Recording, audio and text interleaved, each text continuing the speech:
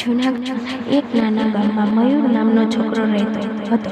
તેના પિતા ખેડૂત હતા, પણ અછતના કારણે ખેતીમાંથી જરા પણ કમાણી થતી ન હતી. ઘરમાં 3 બહેનો, એક ભાઈ, એટલે જ જવાબદારી બહુ મોટી. પિતા વારંવાર કહેતા, બેટા, તારા ભાઈ બહેનો ચિંતા કરવી છે, અભ્યાસ સારું છે, પણ પહેલા ઘરની જવાબદારી સમજ. મયુર ચૂપચાપ રહી જતો, પરંતુ દિલમાં એક જ વાત ઘૂમતી, તે ડૉક્ટર બનશે. કારણ કે ગામમાં નાનું દવાખાનું પણ ન હતું.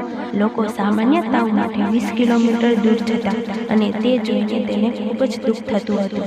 ગામના લોકો વારંવાર તેનો મજાક ઉડાવતા. કોઈ કહે, એ મયુર, ડૉક્ટર, તારા બાપ પાસે ખાતર ખરીદવાના પૈસા નથી, તું મેડિકલ કોલેજ જશે. આ શબ્દો સાંભળીને મયુર દુઃખી થતો, પરંતુ અભ્યાસ છોડી દેતો ન હતો. રાતે તે દીવાના બદલે ચૂલાના ધુમાડામાં પુસ્તકો વાંચતો.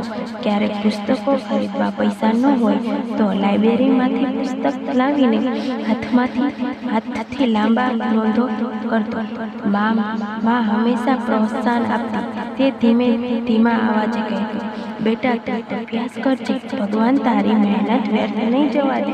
12મા ધોરણમાં પ્રથમ ક્રમે પાસ થયા પછી મયુર રાજકોટ ગયો. મેડિકલ એન્ટ્રન્સ માટે કોચિંગ લેવું જરૂરી હતું, પરંતુ પૈસા નહોતા. તે દિવસ દરમિયાન હોટલમાં વાસણ ધોતો અને રાત્રે અભ્યાસ કરતો.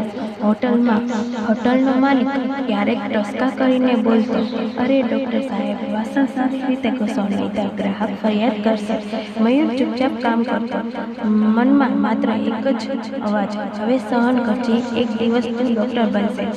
પ્રથમ વર્ષે એન્ટ્રન્સ પરીક્ષા આવ્યા પછી મયુર પસંદ થયો નહીં, એટલે તે આખી રાત રડ્યો. મનમાં વિચાર આવ્યો, કદાચ લોકો સાચા હતા, મારા માટે સપનાઓ નથી. પરંતુ થોડાક દિવસોમાં તેની મા પત્ર મોકલ્યો. પત્રમાં લખેલું હતું, મયુર, તું હાર માનતો નહીં.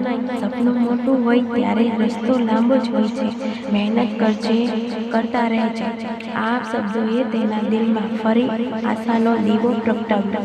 આગલા વર્ષે મયુર વધારે કડક નિયમો બનાવ્યા. સવારમાં 4 વાગે ઉઠીને અભ્યાસ, બપોરે કામ, સાંજે કોચિંગ, રાત્રે પુનરાવર્તન. ક્યારેક શરીર થાકી જતું, પરંતુ માતા યાદ આવતા તેની ફરી શક્તિ મળી જતી. અંતે પરિણામ આવ્યું અને મયુર નામે મેડિકલ કોલેજમાં પસંદ થયેલામાં હતું. તે આનંદથી રડી પડ્યો. ગામના લોકો પણ આશ્ચર્યથી કહેતા, મયુર સાચે જ ડૉક્ટર બનશે? આપણે ખોટું માનતા હતા. કોલેજના વર્ષો સરળ નહોતા. ફી ભરવા માટે મયુર અડધા દિવસ ટ્યુશન લેતો, રાત્રે લાઇબ્રેરીમાં આવતો.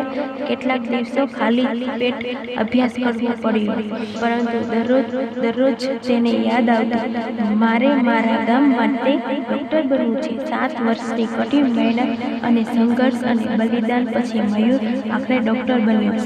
જ્યારે મયુર ડૉક્ટર બનીને ગામ પાછો આવ્યો, ત્યારે ગામ ભેગું થયું. ઢોલ વાગ્યા, બાળકો ફૂલો લઈને આવ્યા.